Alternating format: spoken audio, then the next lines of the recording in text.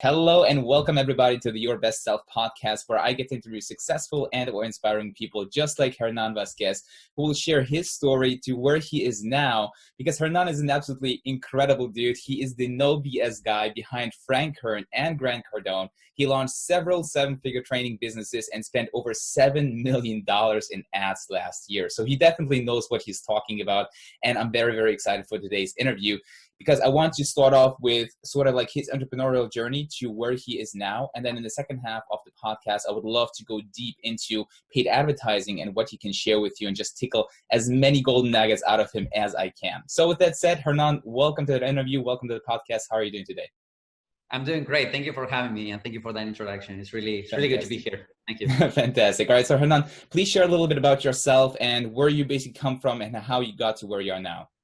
Yeah, sure. So I've been doing this internet marketing thing for the past 10, almost 11 years. Yeah. And I started back in the day. Let me give you a little bit of a backstory, if you would. Yeah. I started, so I had 10 years ago, I had a really comfortable job here in Argentina. I was finishing college, university, and I'm originally from Buenos Aires.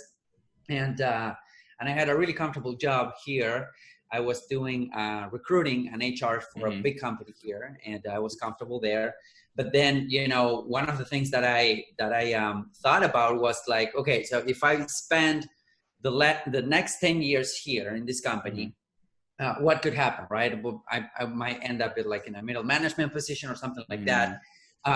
And then what could happen at that point if I would ahead and, you know, dedicate the next 10 years of my life for my own business, right? Whatever that was at the time. So I decided to, you know, take a step to the side, decided to take a plunge into this entrepreneurial thing, whatever that was back then. And the first gig that I got as a freelancer out of, you know, immediately out of, you know, that company was the same company hiring me to do the same thing that I was doing on the inside, but do it as a freelancer, you know, like a headhunting type stuff. So I said, okay, well, and I was paying like 10 times as much, right, than my salary. So I was like, okay, well, there's something here, you know? Yeah. So that was the first thing. But the company, the guys that hired me, which was my old boss, he told me, all right, so I need you to send me a website, because, you know, we want to hire you, want to hire a company, you know, or you as an individual, but you need to put together a website and a couple of things.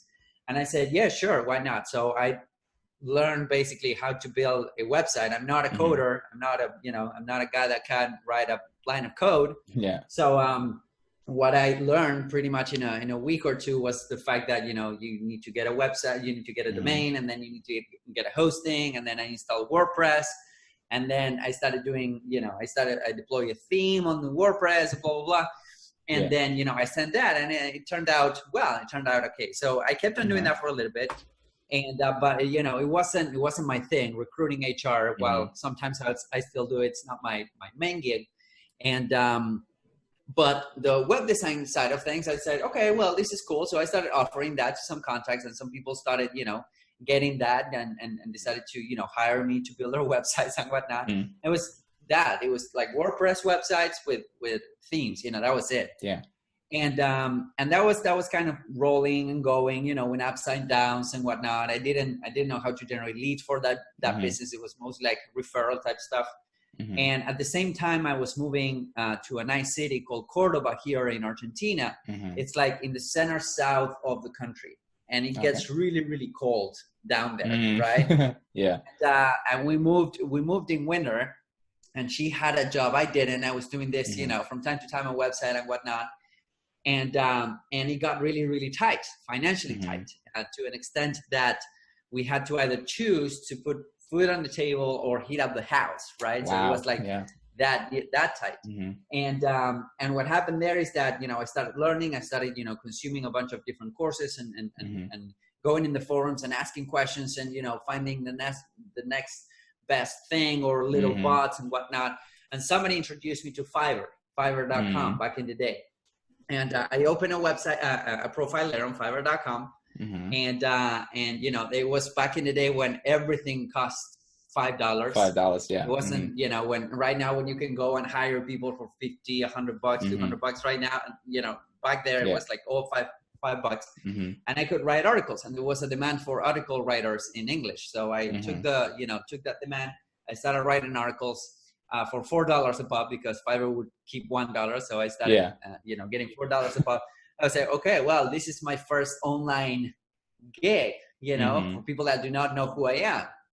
And, but the reality is that was kind of rough, because I was, chugging along. I was typing 12 hours a day, 14 hours a day, huddled on my laptop, 3 sweaters because I was freezing and whatnot. Oh, no. But that was like my first, that was like my first real experience when it comes to generating money online, quote unquote. And then what happened is that, some people started hiring me out of Fiverr. And, I started talking to them. Hey, I know this about web design and whatnot, blah, blah, blah. So some people started hiring me for, to build in their websites. And when that happened, they started needing traffic to that website, to those websites. So I started learning about SEO, which was, the main thing back there, like 5 years ago, 6 years ago, or even further. Yeah. And I started learning about SEO and, how to run websites. I became pretty good at it. And I started brainstorming with a bunch of guys in the US, which was, I joined a community called Dynasty by Alex Becker. Oh, yeah. Yeah. Yeah, by Alex Becker. This was like, again, 7 years ago. And I started brainstorming with these guys. They all had their own agencies. They were doing SEO in some capacity for clients. And that, that was the beginning of what's now Semantic Mastery, which is one of my companies, which, with 5 partners. And that was the company that got the 2 Comma Club award from ClickFunnels this year. Oh, so, nice. So that was that. And then we launched our first training product for other digital agency owners. And then what happened is that we started needing traffic for our own funnels, for Semantic Mastery funnels, right?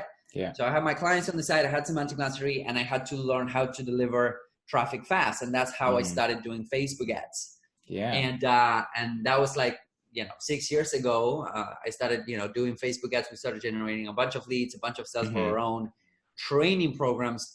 And then, out of that, I started networking with some other people, that needed Facebook ads, being super helpful in some groups and some forums. That's how I met Dan Henry. Yeah. I ran ads for a little bit, for him during, I think a period of time, around a year and whatnot. Awesome.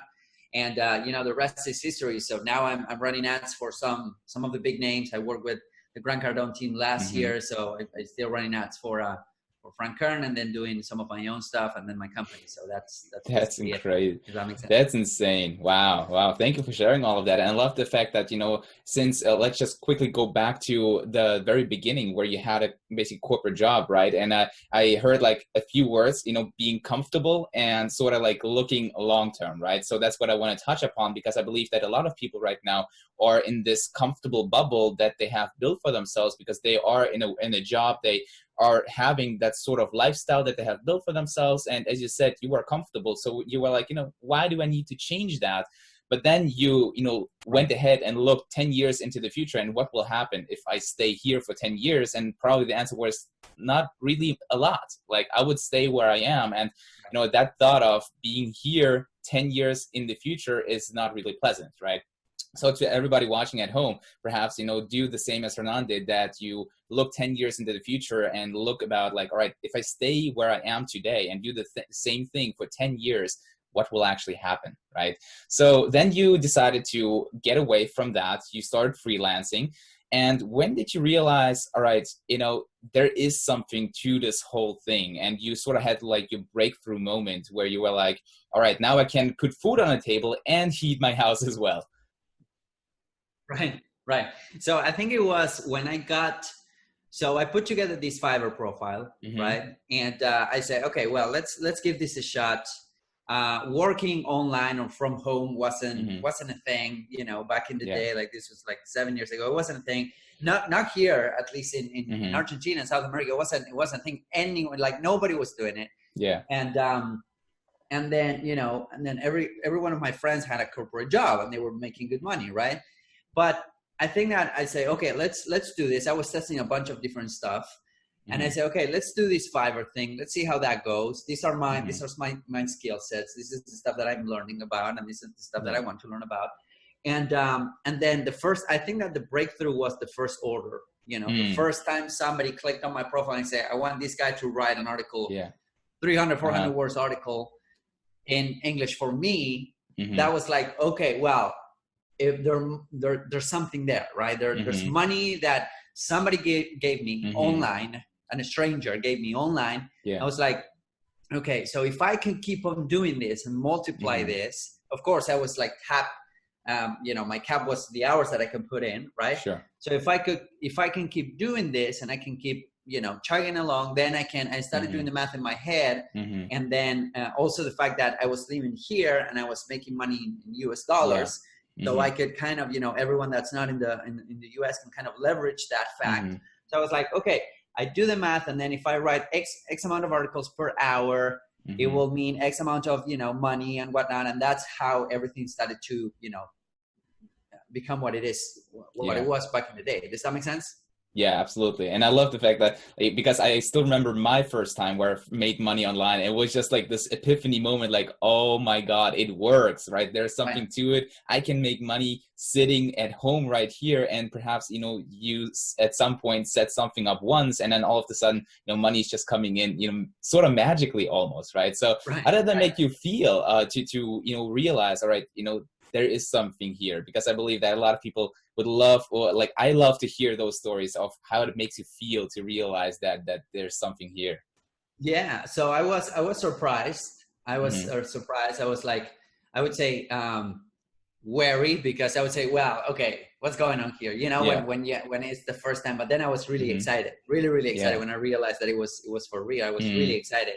And then, I felt that there was a breakthrough there. Like today, to this day, I'm running successful campaigns and funnels and all of that. And to this day, still surprise me and, makes me happy when somebody out of the internet, a complete stranger, decides to put out their credit card and, swipe it and buy your products and services. I still, that's pretty cool to this day. It doesn't cease to amaze me. So, I think that's also good to still have that, excitement every single time, it comes through, because perhaps at some point when you are as far as you are, basically perhaps gets like sort of not boring, but it's important to have this excitement, going on all the time, every single time you basically make a sale. Or because I loved it personally every single time where I got an email, from Warrior Plus or, wherever, that, hey, you made a sale. And just this email was like, it was just amazing to get that, right? So I totally agree with you. And how long have you been then going on with Fiverr before moving on to sort of like, paid ads and, creating pages for others? So from Fiverr, that's actually a good question. I think it was maybe for anywhere from 8 months to a year that I was doing that. And then on the side, some of the advantages of going, the Fiverr route, if you don't know what to do, but you do have a skill set, just go in there on Upwork or whatever. And is that people will reach out to you outside of those platforms. If you do a good job, right? If you do a good job with your community, if you're over delivering, people will reach out to you outside of those platforms to actually, hire you. So I started doing that. And then I started, getting my own portfolio of clients, and they would pay, of course, much more than they were paying Fiverr, because they want to retain you and they want to, for you to keep doing stuff. So I would say it took, a solid year for me to get off completely out of that and then pause my profile there, because I was like kind of scared. So I kept on doing those one-offs type stuff while I still got my clients. And so, it took me like a solid year maybe to go from that to being self-sustainable in regards of clients, and then asking, and then clients, once you have them, once you over deliver, they start asking you for more stuff, right? So some of them ask me for web design, and then SEO, and then some other type of traffic. So that was pretty cool. And you just mentioned the word that you were scared at this point. How did you deal with being scared? Because obviously going from this comfortable, job that you had into the unknown World Wide Web, basically trying to create something on their own while everybody else, in your friends has, all the jobs, all the money, that obviously it is scary, right? And I think a lot of people will agree that the thought of just creating something on their own is scary. So how did you deal with that thought of, being scared of the unknown, basically? Yeah. So It's like I've heard somewhere that courage is not the lack of fear, is the the inaction because of that fear. So you're scared and you do it anyways, basically. But I think that what was scaring me more at that point was the fact of this projection of a 10 years in advance, and then that scared me more than whatever could be out there, right? So staying the same scared me more than changing. And it usually it does the same to me right now. So at this point where there's always a new threshold, there's always a new barrier, there's always an investment that you're not willing to make or not ready to make, but you want to be mentor, you need to be coach, you need to unlock those secrets, you need to go to a conference and whatnot, and sometimes you're not ready to do that. But staying the same scares me more than changing or improving or even being better, because at that point I was testing a bunch of different stuff, and it was like a solid 6 months until I found this Fiverr thing. So it was like 6 months of just testing stuff that didn't work, investing money that I didn't have, courses and whatnot. So and it was tough. It still kind of is like, even if you get this award and you get that, you get to work with these guys, it doesn't go away. It's just a matter of you get trained to actually act, and take action, even if you're scared. So that is something that you learn. It's like a mental gymnastic that you do. The first time you do it, it's the worst time, and then you kind of get better as you go through. You know what I'm saying? Does that make sense? Yeah, absolutely. So acting in spite of fear, that's definitely something that I learned a long time ago, because fear will always be there. And as you said, like the more you grow, the sort of like bigger the thresholds at some point will be, and you will always have that fear. But acting in spite of fear is definitely a good piece of advice that I will totally put my name under for everybody that is out there trying to go on their own and do amazing stuff. So what were some of the other obstacles that you sort of had during that time of Fiverr, and then also sort of finding clients or working with clients, that you had some obstacles there that you learned some from? Yeah, for sure. So, first off, I didn't have connections, of course. I didn't have anyone that I could turn around and say, hey, why don't we do this together? Like entrepreneurship usually is pretty lonely unless you learn how to, surround yourself with other entrepreneurs, because usually 99% of the people out there are not entrepreneurs, right? They're not doing their own stuff and not even working from home. So that was the one thing. It was the lack of support and the lack of resources to actually turn around and ask questions. And then it happens right now. You go into a Facebook group, you ask a question, you get like 70 different responses, often conflicting. And it happened back in the day, back like 7 years ago, you went into the discussion forums, discussion boards, and then you asked the same thing, and then it was the same thing, right? It was like you get 10, 15 different conflicting information. So that was one of the things that I had to learn, and I had to kind of discern and pick the, I would say pick the golden nuggets. And the only way that you can actually know that or do that is by testing, because you can like fill your mind with information, but then until you do not test, you're not sure that will happen for you, that will work for you. So that was the one thing. Then another thing, growing in a third world country, it's also hard with infrastructure. Electricity goes out from time to time, stuff doesn't happen, internet doesn't work and whatnot. And then you need to learn how to circumvent and go around that. So, it still happens to this day, but right now I have the opportunity to actually build an infrastructure on my own, so that has to be more dependent. So back when I was starting, I would say it was hard mostly on those two regards, if that makes sense.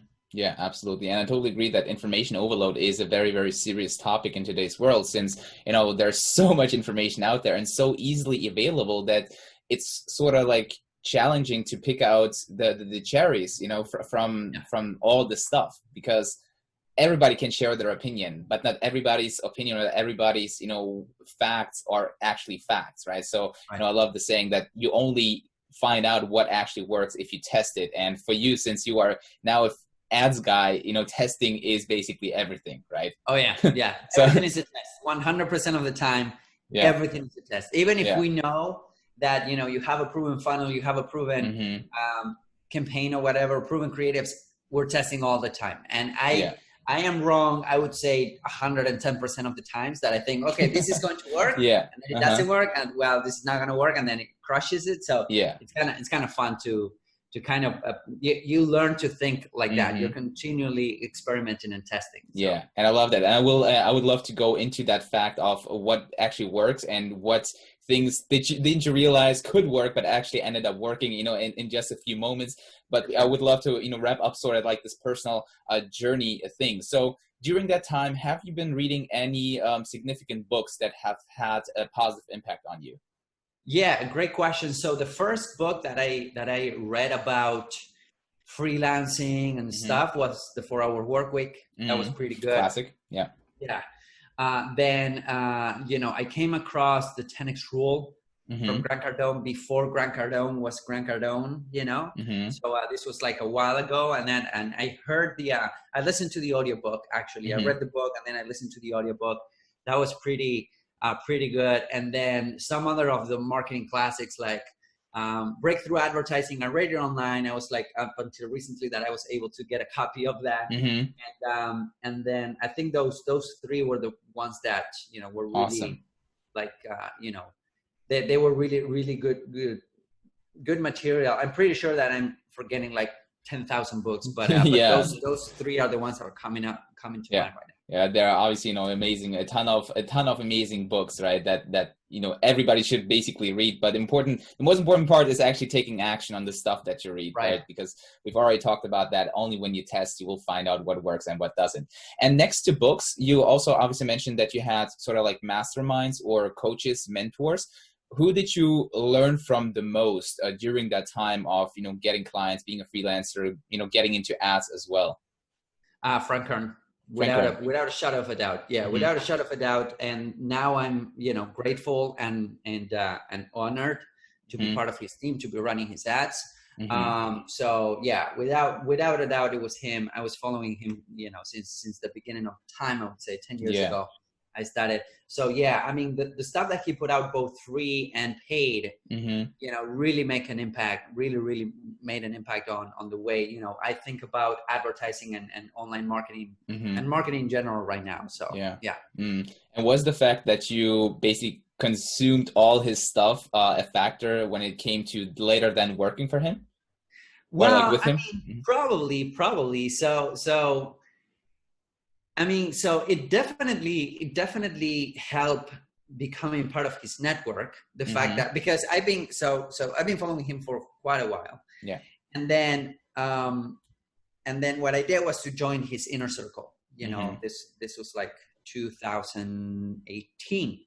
So the beginning of 2018. So I joined his inner circle, and I was really, really helpful on his inner circle, which is one of the things that I would recommend to everyone wanting to network their way in or wanted to, to make a name for themselves. Is just be super helpful and super consistently helpful in one specific area, one specific, group or whatever. So for instance, I've been doing a test of being helpful every single day on the ClickFunnels group for the past 2 weeks. And it's incredible the amount of opportunity that has come out of 2 weeks of doing that. So there's never an excuse for you not to have a network, not to do this and whatnot.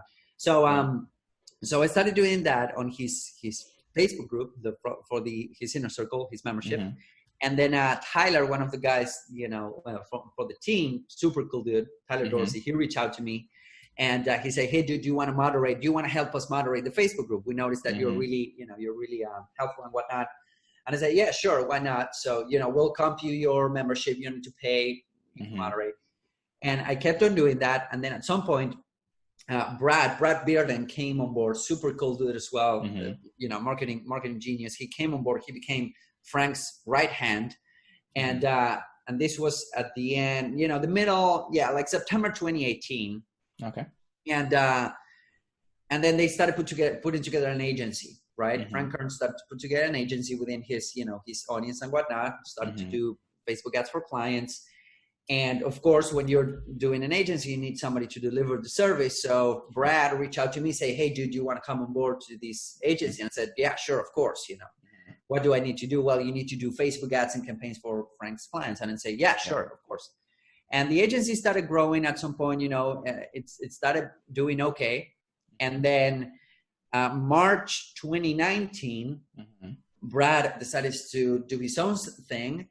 And then I kind of started filling in the gaps, filling that void, right, of somebody really like running the campaigns for Frank, doing a bunch of the coaching for his clients. And then March 2019, Frank and Grant Cardone partnered up. Oh, okay. And that was the beginning of Cardone Current Advertising Agency. So during most of 2019, if not all of it, we were focused on growing that agency that went from 3 to 6. Well, it was a small team of 6-7 people, up to 55 people at the end of 2019. Wow. Yeah. We went from 20 accounts to north of 200, right? And oh my God. 10 months. Yeah, it was insane. So I was like taking in all of the media buyers, training all of the media buyers. I had a team of 15 plus media buyers. Then we also had a strategy team that developed all of the media strategy for all of the clients. I had like more than half of the agency was under my command, which was a terrible idea, by the way. Insane idea. I didn't know how we got to that, but anyways, that was a great experience. And I was also running all of the marketing for the agency, right? All of the ad campaigns for the agency and all of the to get leads for the salespeople. So that was pretty cool. And then the end of 2019. Frank and Grant separated, whatnot. So I kept on doing the ads for Frank. So that was a pretty cool experience. But that all came up out of consuming his content, being really, open to the idea of helping as much as possible. Yeah. And that's how it all came up to be, if that makes sense. Yeah, absolutely. I love that. And, congratulations on this journey, because obviously I bet, there were lots of learnings that you got from the time we're working so, focused on the agency of Grant Cardone and Frank Kern, because those are like very big guys, obviously, and they have lots of amazing stuff to share. So, congratulations on that. Thank you. So Thank you. now it was a lot of learning. Yep. Yeah. Definitely. And now you are mainly focused on running Facebook ads for Frank Kern and also other people, right? Yeah. So I serve some clients in a specific capacity. My team is small. I have a small team of people working here, half here in Argentina, half in the US. So I have a small team of people, and we do serve some clients on a case by case capacity. I don't want to, I don't want to have a huge agency. I already passed that, but you know how it is. So my team is pretty small. So right now, I'm focused on that. I'm focused on growing my companies as well, and I'm also focusing on getting the message out there. So that's why I started putting a lot more content online. A lot more personal branding. I've always been the guy kind of behind the scenes, so now I'm starting to get a little bit more out there, and I have some programs as well. So that's basically the idea and the focus for 2020 is to help as many entrepreneurs as possible to make their ads more profitable, their marketing campaigns a little more profitable. So that's the whole idea. Fantastic. Then since while we are at this topic right now, let's get straight into, the golden nuggets. And let me start off, what is your favorite media platform that you buy ads from? Facebook and Instagram. Facebook and Instagram. Why Facebook and Instagram? I think that, so here's the deal. A lot of people are struggling with those two networks at the moment, or with, Facebook being Instagram being part of Facebook. And the reason why is because the costs of advertising on Facebook are clearly rising, right?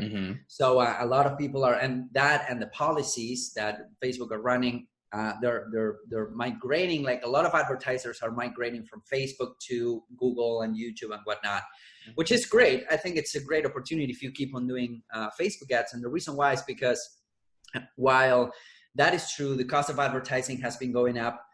Because Facebook has a limited inventory, while Google and YouTube, they don't have limited inventory. Their inventory to buy ads from is pretty much unlimited. If you go to YouTube, there are like millions of videos being uploaded every single day. And then Google also has they have the Google Display Network, which is 10 times bigger than Facebook. So they have kind of figured that out. So there's never a limit of how much traffic you can get out of that. On Facebook, though, since the inventory is limited, the costs are rising. But I think that the targeting capabilities on Facebook are second to none. The ability for you to target people based on behavior, likes, the stuff that they do on a daily basis, the page they likes, who they follow. And I think and then present them with really valuable information, not just pitch, not just offers and whatnot, but really, really valuable information allows you to A, lower your cost of advertising, and B, grow huge audiences on Facebook for really cheap, for pennies on the dollar at this point, which is a huge opportunity because most of the Facebook advertisers or most of the advertisers that are on Facebook are going for the kill. That basically means, they run an ad that goes to an opt-in for a free PDF, or they run an ad that goes to a webinar or to a funnel to buy anything and whatnot. And that's great. That still works, but the advertising costs going up, they put a lot of pressure in your funnel, right? Because now you need to recoup those costs of advertising. So, but when you kind of approach this from a perspective of let's put out a lot of good quality content out there, run it through specific channels and using specific campaigns objectives, and build audiences based off of that consumption, and then retarget those people with your offers. I think that is helping us cope and kind of circumvent the fact that the prices are going up. The shutdowns of ad accounts are going way down because people like the content that you're bringing to them. And it's an overall better experience for the user, which is what Facebook wants. It also increases the average order value on your funnels because people, since they're pre-warmed up before they hit your funnel, that allows them to buy more from you and more frequently, right? So that's basically the strategy that we're applying right now, which is making me super hopeful about Facebook and super excited about the results that I'm seeing. So that's pretty interesting because I'm noticing I've never really dove deep into Facebook ads like I wanted to, but I, as probably a lot of other people, were sort of scared of, going into it long term and willingly losing money because that's sort of, how it looks like. You're basically burning cash all the time once you turn on the ad and then you see, all right, a couple of clicks for a couple of dollars and you're like, I don't know if this is working, right? So it's very interesting, and I believe that a lot of people thinking about going into Facebook ads might have a few misconceptions or misunderstandings when it comes to this platform. So what do you see are the main misconceptions that people have when it comes to going into paid advertising? Yeah, that's actually a great point. So I think that the number one thing that when you're going as a maybe you have a business, you have a working business, but you've never advertised before. Comparing paid ads with organic traffic, like paid traffic to organic traffic, is a sure way to stop your paid ad campaigns and never touch them again, right?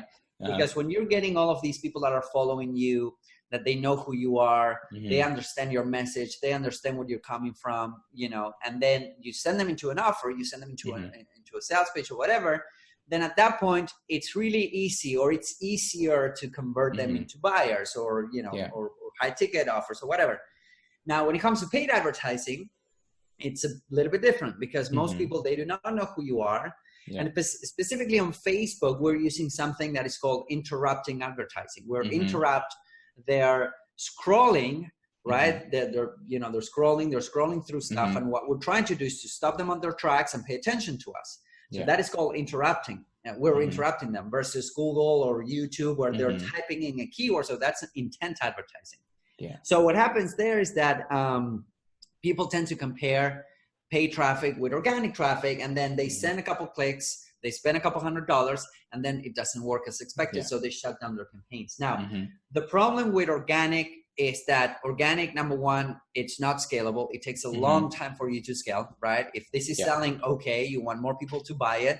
It's really hard to achieve that with organic, right? It takes a long time. Number two, you're always dependent on a source of traffic like Google or Instagram or whatever, which would happen with Facebook if you're heavily depending on Facebook ads as well. So I'm just saying, don't depend on just one source of traffic. Build a brand that will be protected, right? Use organic and use paid to grow the organic and get more people through your offers. So when people start comparing that, I think that there's a disconnect. And the always thing that I say is, listen, your campaigns for the first month are going to be terrible. They're going to be terrible. Then on month number 2, they're going to be a little bit better. And then on month number 3, you will start getting sales and you will start recouping some of the investment that you made. So that is, and then you need to be willing to put money, Yeah. where you're not going to see any return, which is Yeah. something that a lot of people are not Mm-hmm. comfortable with. But if you want to grow your business, Mm-hmm. unfortunately, there's no other way than advertising, to get to those people that you wouldn't have gotten otherwise. Yeah, yeah. And what's sort of like the budget that you need in order to be able to sort of successfully go into paid ads? Because for me, for example, like I don't have a huge marketing budget that I can just, just throw out there willingly, knowing that I will be losing money for the first, few months before recouping the investment. But what's sort of like the budget that you need sort of to have in order to be successful going into paid ads? Yeah, that's actually a good point. And it definitely depends on the niche that you're in, because if you're selling, I don't know, financial services, the cost of a lead for you will be much higher than somebody that sells, I don't know, how to grow a tomato garden, tomato plants or whatever. So on those cases, there will be a difference in lead costs. But so when we were building the agency, most of the clients, I would say 95% of the clients that we had were small business owners without huge budgets. And we were recommending anywhere between $50 to $100 a day on ad spend, right? I think that is something that some people would afford to do that. Some people won't. But if you want to start on the low end, $50 a day, it usually cuts it. Then the remaining 5% of people that would come to the agency will come with big budgets, already working campaigns, and they just needed help scaling. So that is something that we would do as well. But that was basically where we were starting, and we were telling them, hey, listen, you need to be willing to invest $1,500 a month for the next 3 months for this to work. Not because we say so, but because we're going to be building audiences, we're going to be sending traffic to your website, and then we need to dial these two things out, and then it's going to take a while. So that's basically, that was our angle. And most of them were like small business owners, mom and pop shops, local businesses and all of that. So and what about private entrepreneurs? I would say, like, people like me, would you recommend then sort of staying away from paid ads if you cannot spend $50 a day over like 30 days or 60 days, or what's the point? Like, would you recommend still paid ads with, let's say, a budget of perhaps like $10 a day? Is that something you can still do for like a private person? That's actually a good question. So if you have, let's say, $500 a day or something like that, $300 to $500 a day, I wouldn't expect you to achieve much in terms of, testing a bunch of different stuff and sending traffic to different funnels and all of that.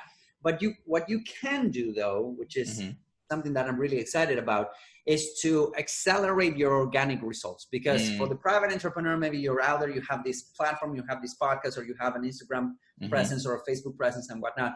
And what you can do is to accelerate the results that you're getting, accelerate the amount of views that you get, the amount of downloads that you get for your podcast, the amount of subscribers that you get with a really low budget. And the reason why is because, the simple example is to, let's say that you decide to upload this video to Facebook, to your Facebook page, you add a little bit of copy, and then you say, hey, if you want more to, subscribe on iTunes or subscribe here for the podcast, et cetera, you maybe are giving something away for free, like a free guide to build your list.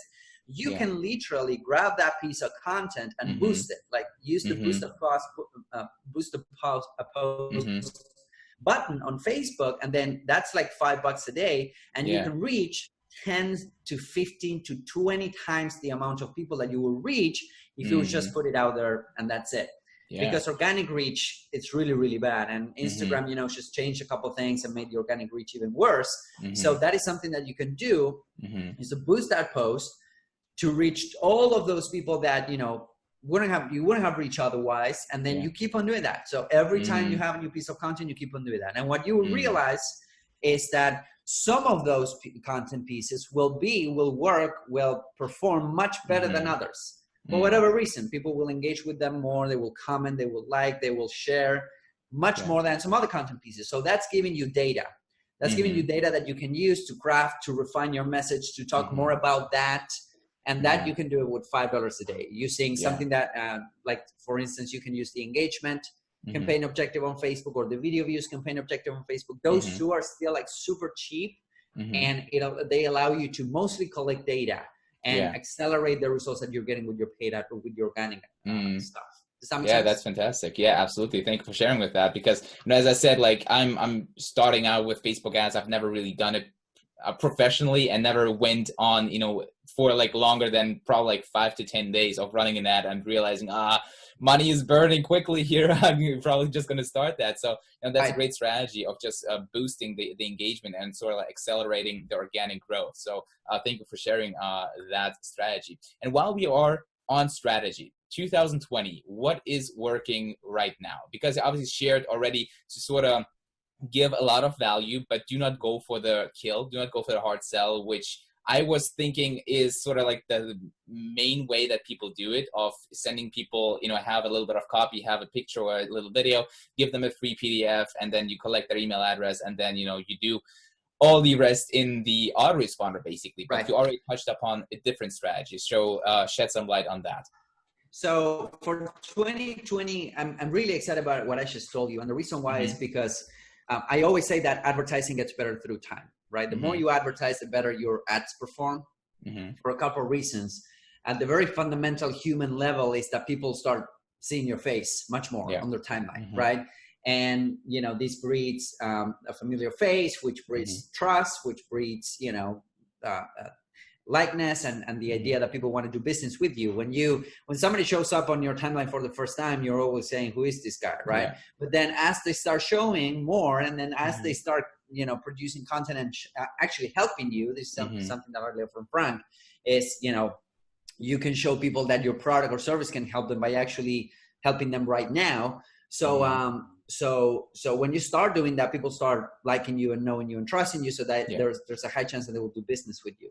So that's the first thing. Then the other thing, it has to do with the pixel, the data that you're collecting through the fact that you're doing this. So if you're doing this, you're getting traffic to your funnel in one way, shape, or form. People are finding your links, they're clicking on them, they're downloading your stuff and whatnot. And that actually teaches or helps the Facebook pixel become smarter. So at some point you will have data on your pixel, and you will notice that the ads that you're running are becoming better because the quality of the leads that you're getting are becoming better. So it's always really important that two things will happen, is that you always run ads in a sustainable fashion, meaning if you can only invest $5 a day, but you can do it consistently, it's better than investing $3,000 in 2 weeks and then never turn your ads anymore. It's better to do that consistently. So that is that. But then also the fact that right now Facebook loves when people stay within the platform. So when you're sending people to a landing page, when you're using the conversion objective, you're actually paying a premium for that, because you're also leveraging the machine learning algorithm that they have. So they charge you for that, right? They charge you for the usage. So that's why, that's why you're paying more. If you check the cost per instance, which is called CPM, you have a column on Facebook. If you run an engagement campaign versus a conversion campaign, you will be paying 3 times as much CPM, the cost per 1,000 impressions. So, so something that I really like is that, but when I'm saying helpful content, the helpful content also gives you a license to actually pitch, actually present offers with your content. So, a lot of people are saying, well, I'm going to be putting content out there, but I'm afraid of pitching. And when you're putting content out there, and when you're helpful, that kind of gives you the license to pitch. So the pitch can be, hey, download my free guide here, or hey, download, this XYZ, or join my program here, join my Facebook group here, blah, blah, blah. And I recommend that if you're putting out content like that in video format, I'm testing with a bunch of different video formats. The best right now that work are selfie videos recorded like this with your funnel, straight, vertical videos recorded like this. And those usually work really well in terms of consumption, mostly because they occupy much more real estate on the mobile phone, screens. And then 80% of the traffic that you will get on Facebook will be mobile anyways. So vertical videos, 5 to 7 minutes, being really, really helpful. And you want to make a pitch or a call to action at the beginning, in the middle, and the end. That's it. If you do that, and then you boost those posts, you boost those videos with $5 a day or $10 a day, whatever your budget is, you will start seeing that people will start typing in your URLs, going into your funnel pages and whatnot. I recommend also getting a really simple to remember domain. Like for instance, you will see Frank doing kernclass.com, Mm-hmm. or I have a couple like adsguide2020.com. So Yeah. I mentioned that a couple times on my ads Mm-hmm. and on my videos, and then people will end up typing in Okay. those domains, right?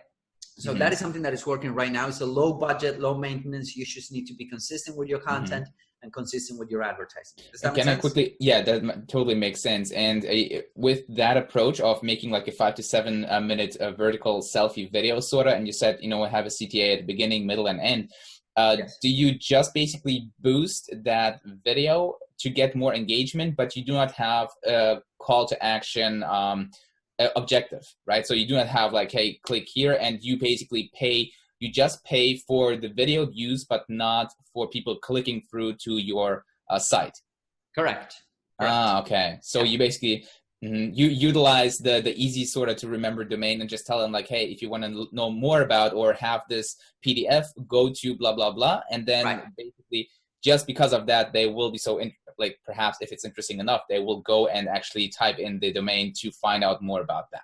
Right. Yeah, for sure. So that is the first thing that happens. You also want to have the call to actions in the body copy. Yeah. You create a post on your on your Facebook page. You want to have the copy and whatnot. You want to have links, and then you can have links in the comments as well. But basically what you're doing is you're showing the video to a bunch of different people. You're not paying a premium for a click or for a conversion. And then something else that happens is that when you get people consuming those videos, when you get people watching 10% or 25% of those videos, 50% of those videos, 75% of those videos, 10 seconds of those videos and whatnot. If you have a 5-minute video on Facebook, 50% means 2.5 minutes on Facebook of actual watch time, which is a long time for Facebook, right? And what you can do is you can do something called custom audiences. So you can create audiences based off everyone that watched a video around the topic, and then you can show them more ads. Then at that point, when your budget goes a little bit higher, then you can spend like $100 or $200 a month to show them ads that are related to an offer. You can show them to a PDF, or you can send them to a product or whatever. But the fact that you can create audiences before they even hit your funnel and before they even, visit your website and whatnot, I think that's one of the powerful things that you can do with Facebook. So for instance, right now I'm getting, and again, this will vary from market to market. I'm giving you my results. I have a couple of videos out there that they're having like anywhere between 10 to 12 cents per completed video view. It's a 7-minute video or a 5-minute video. So I'm paying 10 cents for somebody to watch the entire video. Wow. And that is a big thing, because if you wanted to put somebody on a list, on an email list, it will cost you much more than 10 cents. And then we're talking about big four, the big four countries. We're talking about Australia, Canada, United Kingdom, United States. We're talking about, and people that like entrepreneurship, that like Gary Vaynerchuk, Tony Robbins, so this interests that are heavily sought after, and they have usually a lot of competition. But think about what you can do when you have 10, 15, 20 cents per completed video view. And if you have a $300 to $500 budget, you can get a lot of people into your custom audiences. Yeah, it's a genius, way of doing it, especially when you have a low budget. You can still utilize the power of Facebook ads. And I totally agree. Like, that's a fantastic strategy. Thank you for sharing with that. I'll definitely, go into that, because I asked myself, like, how could I utilize Facebook ads, or how can like little people just starting out, get the best bang for their buck, especially with Facebook ads. So that's fantastic. So since we are on the topic of sort of strategies, what are some things where you thought like, oh, this is never going to work out, but ended up being really, really good? So for instance, there's this type of funnel that is called so let me back up a little bit. So most of advertisers, when they are trying to go into Facebook ads and any type of paid media, they want to invest $1 today and then want to make $2 back as soon as possible, right? Yeah. Or that's how, that's the pitch that they use to show you, Facebook ad scores. We're investing $50,000 and we got $150,000 back over the first 30 days and whatnot. And that's great and all, but that's one of the hardest things to do, online. That you need to pull that off. You need to test a bunch of stuff, your copy, your offer, everything, your ads, they really need to be dialed in for you to achieve that. It is achievable, of course. I've done it, whatnot. But what I've seen most of the big companies like Russell Brunson and ClickFunnels, like Dean Graziosi, also Frank Kern, I see Tony Robbins doing it, I see Grant Cardone doing it, is that they have two funnels. Mostly they have two funnels. The first sales funnel is called an acquisition sales funnel. And the acquisition sales funnel, it usually starts with a book. Okay. You know, those free plus shipping type of offers that are out there. You can get traffic secrets for free plus shipping, or, you know, the millionaire booklet for free plus shipping and whatnot. Yeah. And what happens there is that these companies, what they're doing is they're putting a book in front of you because people already know books. They know that, you know, they don't need an explanation because everyone knows what a book is.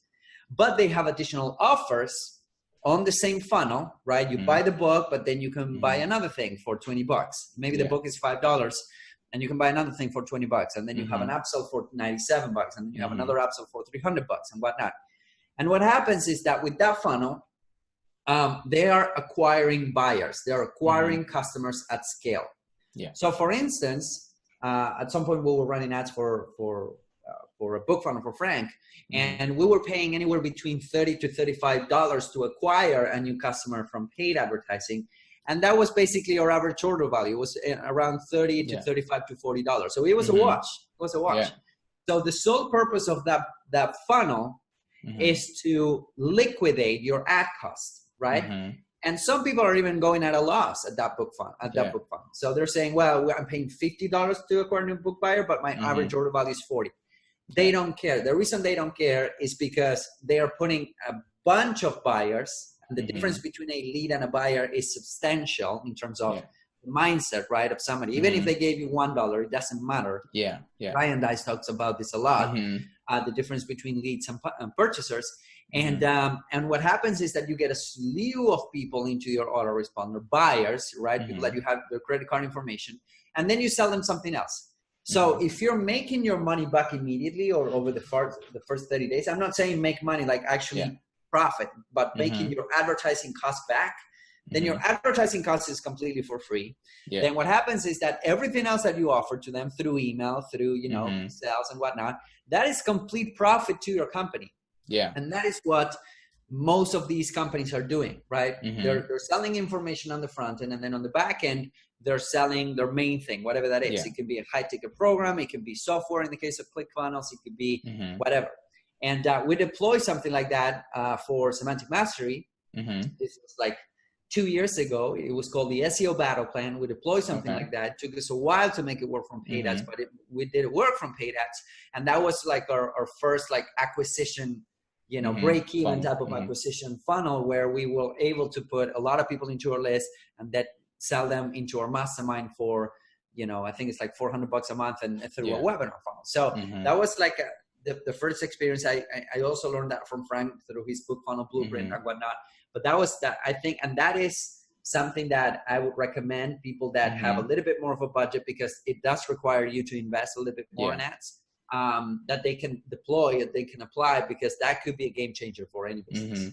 But it doesn't need to be certainly a book, right? Because, for example, like all those big people, obviously they have a book, they have a name, they have a brand, but somebody who might have a little bit more of a budget can use that same strategy with a $5, you know, PDF or, you know, whatever that is basically teaching a certain topic, right? Yes, for sure. So usually what you do is you start with the end in mind, whatever you want to sell on the back end, and then you splinter off a little piece of that thing that you're selling on the back end, and you sell that as a $5, $3, $7 product. And in the end, it's all basically math, right? Because as you said, like they know their numbers, they know, you know, how much they need to spend on acquiring a new customer and how much this customer will be worth, you know, in the long run. So once you can do the math and once you can figure it out, then, you know, it will be just much easier, and you will not have the same fear, you know, just dropping money into that, because, you know, at some point you will be able to get that, you know, out.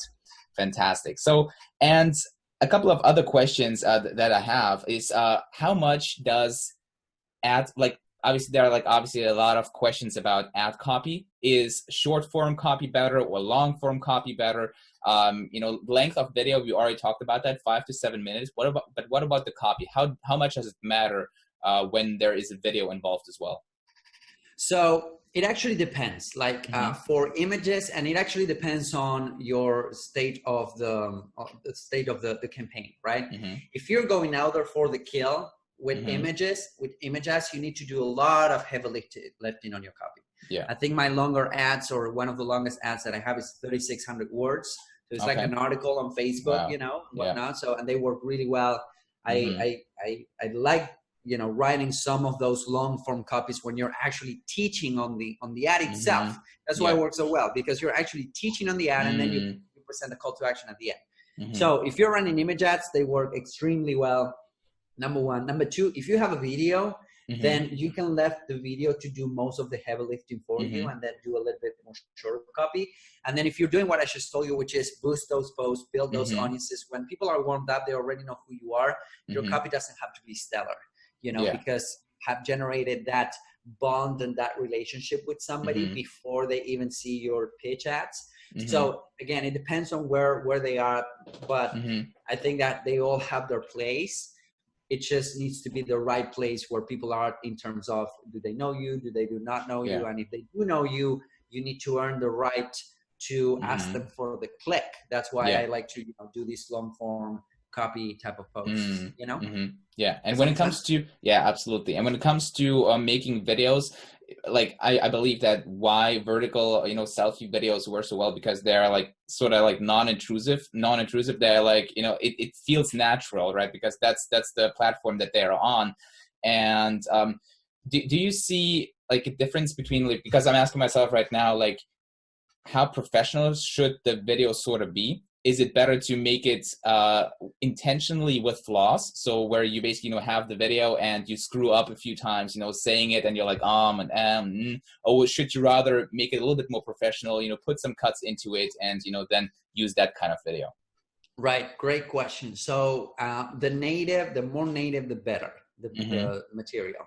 Native meaning that it belongs to the platform that it's being shown to. If you're going to run a video on LinkedIn, I would say, hey, make it super professional, wear a tie, you know, do this, do that. If you're going to run a video on Facebook, then it can be a little bit more natural. It could be a little bit more native, because the same with images, right? Images play a big role. I always say, hey, use native aspirational images, meaning they belong to the platform that they're being shown to, and they portray the benefit of working with you. So literally the best videos that I have out there, I do have ums and ahs and whatnot, and then I tell people, hey, come follow me to that whiteboard down there, and then I do that. So those are the best videos, because they're native to the platform that they're being shown into. Yeah, that's fantastic. And what are your thoughts about memes? Like, I saw a few, you know, ads including some memes that kind of like sort of target the millennials, and because, you know, memes are so big right now, do they work? It depends. Like, I'm not using them much, because mostly my demographic is another demographic. But if you try it out, that's why I'm always saying, hey, test them out. If you try them out, if you test them out and they work for you, by all means, go ahead and do it. It depends on the product that you're selling.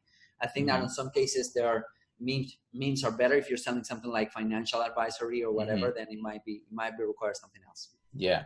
And what do you think, you know, is making a great ad campaign a great ad campaign? Like, we always talked about that everything plays sort of a major role, and it sort of, you know, needs to be this whole good thing.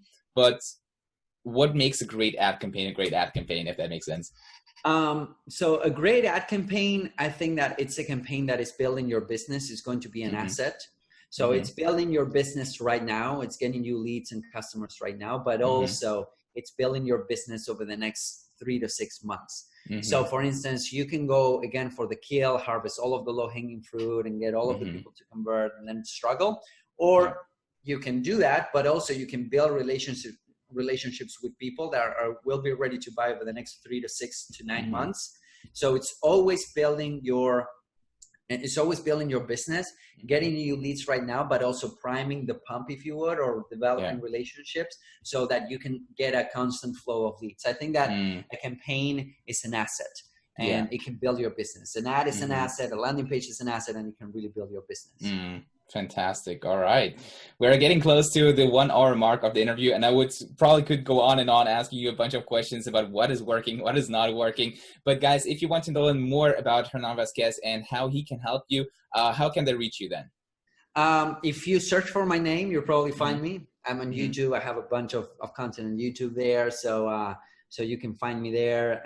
Yeah, the social networks, Hernan Vazquez Marketing on Instagram. So happy to help you guys. If you leave a comment somewhere, I read everything. So, you know, I try to be as helpful as possible. So awesome. And you also have a website, adsguide2020.com. That's where they can find. adsguide2020.com. Yeah. It's a little bit of a guidebook that I put together. It's a book funnel. So you will notice that I have additional upsells and whatnot. So fantastic. You know why, and I have order bumps and whatnot. You're welcome to take them all or any of them. It's fine. Amazing. And I put together that guidebook to show you, you know, the step-by-step of how to build a Facebook ads campaign from scratch. Awesome. All right. Then before we wrap up this interview, there's always one question I love asking people because, you know, just the answers of that question are always sort of amazing. And, you know, they're in a wide variety of, you know, answers. So that question is like, if you could teach the entire world one single concept, one mindset, or one fact that they would understand to have a positive impact on the whole world, basically, what would it be?